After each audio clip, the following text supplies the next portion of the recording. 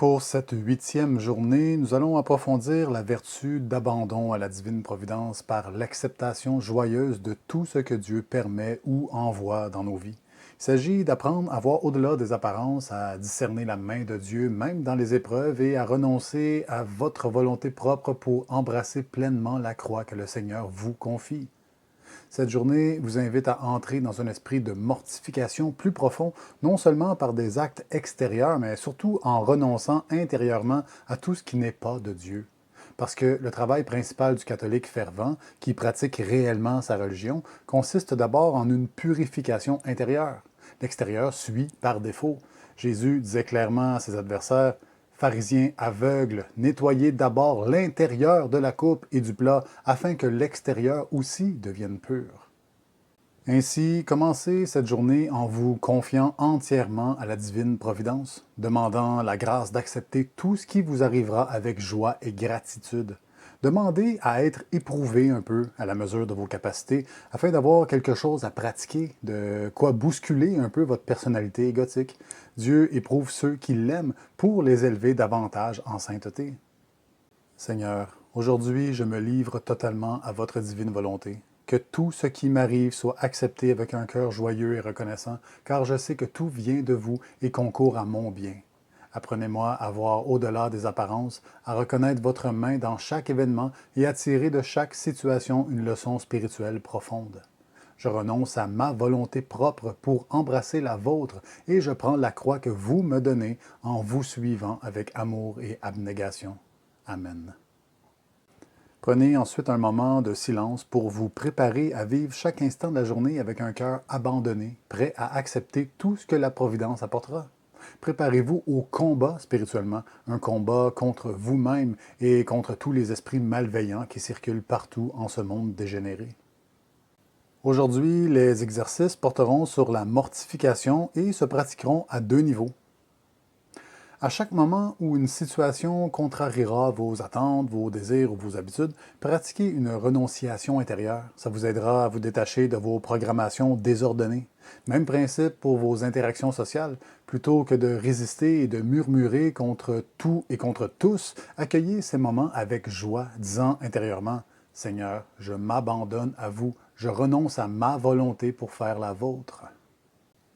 Choisissez par la suite un acte de mortification charnelle modéré, mais significatif. Ça peut être un jeûne de 24 heures, la privation de plaisirs reliés au sens, comme des repas trop copieux, des restaurants, remplacé par quelque chose de bon, mais dont vous ne raffolez pas nécessairement. Pour certains, ça pourrait être de manger plus de légumes et moins de desserts. Essayez de vivre dans la continence pendant un certain temps avec votre femme ou votre mari. Profitez-en pour vous élever ensemble dans de plus hautes vertus. Si vous êtes seul, abstenez-vous de plaisirs solitaires, chose que vous devriez faire de toute façon en tant que chrétien. Ça vous fera seulement juste un grand bien. Tâchez de vivre en esprit plutôt qu'en mammifère soumis aux bas instincts. Faites ces exercices par amour et priez. Seigneur, je vous offre ces actes de mortification en union avec votre croix pour la rémission de mes péchés et pour ceux de mes frères et sœurs, et pour grandir dans l'amour de votre sainte volonté. Aidez-moi à toujours préférer votre volonté à la mienne et à m'abandonner pleinement à votre providence. Tout au long de la journée, songez aux croix que le Christ vous demande d'assumer. Voyez au-delà de l'inconfort et de la douleur et cherchez la leçon spirituelle que Dieu vous enseigne. Sachez que la croix n'est une souffrance qu'en relation avec la nature pécheresse égocentrique, car la croix, c'est votre responsabilité dans l'ordre de la création divine, c'est votre coopération au plan global de Dieu. Répétez intérieurement cette prière. Seigneur, que je vois en toutes choses votre amour et votre providence. Apprenez-moi à accepter joyeusement chaque croix que vous m'envoyez, sachant que c'est pour mon bien et ma sanctification. Cet exercice vous aidera à transformer chaque moment difficile en une occasion de croissance spirituelle. À un moment calme de la journée, faites cette prière de Saint François de Sales, maître de l'abandon à la Providence. Seigneur, que ma volonté se conforme toujours à la vôtre. Apprenez-moi à trouver ma paix dans l'abandon à votre providence, que je vois dans chaque croix un don de votre amour et que je sache l'accepter avec joie et confiance. Détachez-moi des plaisirs éphémères et des consolations humaines, afin que je trouve en vous ma seule véritable consolation. Obtenez-moi de mourir à moi-même pour vivre pleinement en vous. Amen. Si vous vous dites, par exemple, que toutes ces prières sont un peu répétitives, eh bien, vous avez parfaitement raison. C'est vrai que c'est redondant. Mais j'ai une proposition pour vous. Le jour où vous serez parvenu à l'ultime degré de la perfection, que vous aurez tout maîtrisé, ces exercices, vous pourrez vous permettre d'arrêter. Mais d'ici là, répétez et répétez et répétez encore. Tombez-vous sur les nerfs s'il le faut, mais persistez et répétez. Le soir, pour votre examen de conscience, eh bien, il portera sur le comment vous vous êtes livré à la Providence. Vous vous demanderez alors, ai-je accepté avec joie toutes les difficultés de cette journée, voyant en elles la main de Dieu? Ai-je su renoncer à mes désirs, mes conforts et mes préférences pour embrasser la volonté de Dieu? Ai-je pratiqué la mortification intérieure et extérieure avec sincérité et amour pour Dieu? Comme toujours, demandez pardon pour vos manquements et gardez la foi. Parce que le bon combat, ce n'est pas une chose aisée en ce monde. Absolument tout cherche à vous éloigner de Dieu. Il faut réellement en investir des efforts et ensuite avoir une confiance aveugle que Dieu fera le plus gros du travail. Au fond, il n'attend que ça. Il veut votre salut nettement plus que vous le souhaitez vous-même. Nous ne méritons pas le millionième de tout ce qu'il fait pour nous, mais pourtant il nous donne absolument tout ce dont nous avons besoin. La plus grande douleur, d'ailleurs, au jugement, sera de prendre conscience de son infini amour et de notre stupide obstination à le rejeter constamment. Alors Jésus dit à ses disciples, « Si quelqu'un veut venir après moi, qu'il renonce à lui-même, qu'il prenne sa croix et qu'il me suive. Car celui qui voudra sauver sa vie la perdra, mais celui qui perdra sa vie à cause de moi la trouvera. » Ce passage vous invite à réfléchir profondément sur ce qu'implique de suivre le Christ, de porter sa croix. La mortification, l'abandon à la providence et la renonciation à soi-même sont des moyens par lesquels l'homme en arrive à choisir réellement la voie étroite qui mène à la vie éternelle, non par sentiment d'obligation, mais réellement par amour de Dieu et du prochain.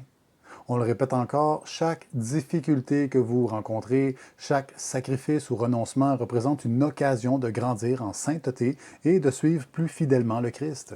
Voilà pourquoi vous dites « Je suis catholique ». Autrement, à quoi bon affirmer ça? Saint Jacques est très clair. De même que le corps sans âme est mort, de même la foi sans les œuvres est morte. Ainsi, pratiquez-vous réellement votre foi ou vous vous plaisez seulement à le croire sous prétexte que vous allez à une bonne église et que vous n'êtes pas un catholique moderniste? Parce que la pratique ne consiste pas qu'en ceci. Ça ne veut pas dire grand-chose si ensuite dans votre vie quotidienne vous n'aimez pas en vérité.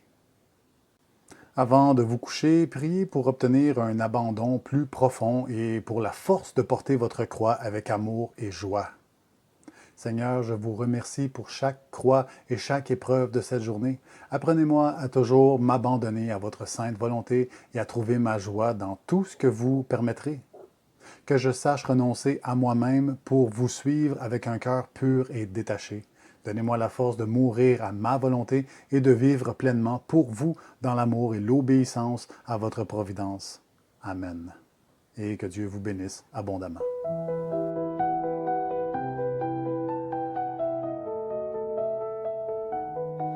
La croix sur ses épaules, lourde, lourde à chaque pas, une blessure, sourde, sourde le chemin de calvaire, monte, monte son cœur sacré, pourtant affronte, affronte.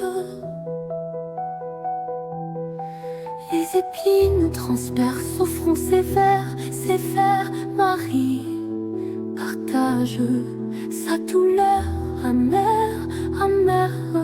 Les clous traversent de la chair sacrée, sacrée, son cœur de mère en silence brisé, brisé. Aux mers de douleur, des chagrins, vos larmes, une rosée sur des lucifins, un amour constant, un cœur fervent, qui lentement saigne d'un lien ardent.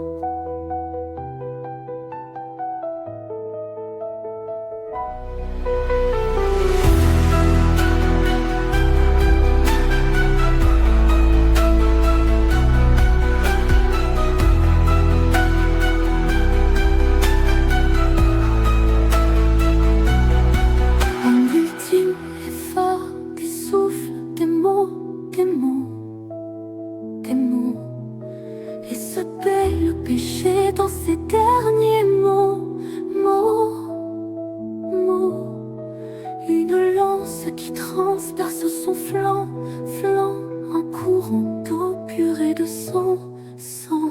Au pied de la croix, debout, debout, au cœur du salut, à genoux, larmes salines, la passion, prunelle, prunelle, doux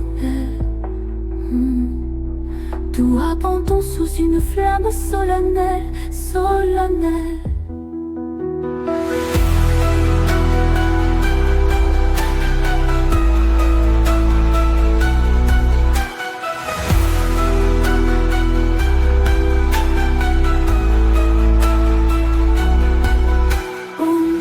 De douleur des chagrins, foulard une rosée sur des lys si fins, un amour constant, un cœur fervent, qui lentement saigne d'un lien ardent. Ô mère de douleur des chagrins, foulard une rosée sur des lys si fins, un amour constant, un cœur fervent, qui lentement saigne